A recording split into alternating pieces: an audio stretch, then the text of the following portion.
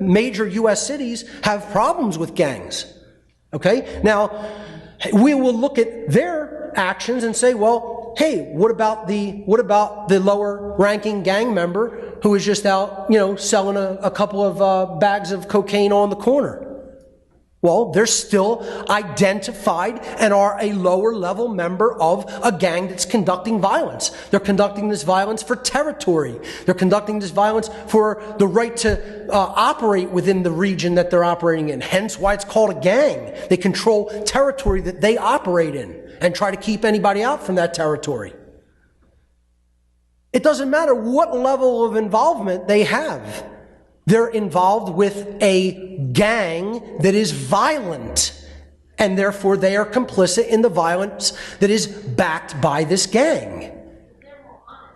Well, that's one thing. Yeah, exactly. The people who are actually doing organized crime, no one thinks they have a right to do this organized crime. Correct. No one would think, hey, the gang members have this right, the mafia has this right. You wouldn't think that. Yet people believe government has these rights to conduct violence upon people. So again, you look at some of these behaviors that are conducted by the cult of ultimate evil, namely the segment of that cult called the police. Look at the kind of violence they conduct. Throwing a paralyzed man out of a wheelchair because he didn't stand up upon command. Ripping a school child out of a desk violently, almost breaking their neck by turning their chair over backwards. Pepper spraying student protesters in the face with 2 million Scoville pepper spray. Kicking a handcuffed woman in the back of the head with a round kick. That's a big man right there, boy. Yeah, that's exactly right. That's exactly what that is. A fucking coward. That's exactly what that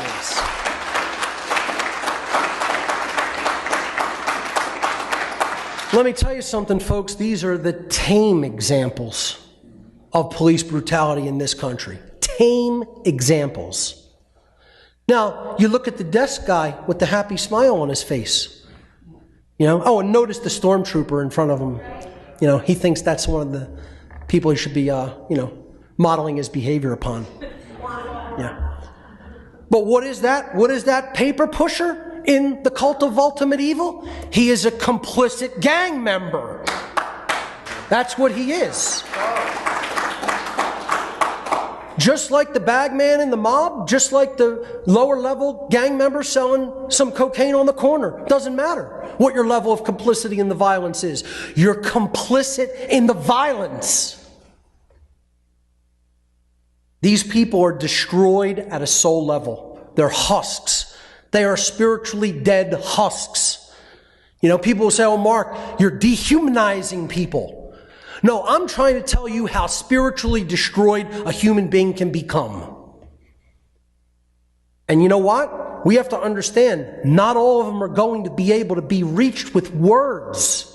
Not all of them. We may be able to reach many. That's what our job is to do. I'm saying we have to step up the effort more to reach people with reason and words and morality, an understanding of morality. But there are some who are destroyed beyond the ability to reverse their course. They're dedicated to evil, whether they even understand that their behavior is evil or not, because that's what a cult does. It makes their membership completely identified with their position in the cult. And then they just say, I'm in this far, I'm all the way in. And no one's going to convince me that I was wrong.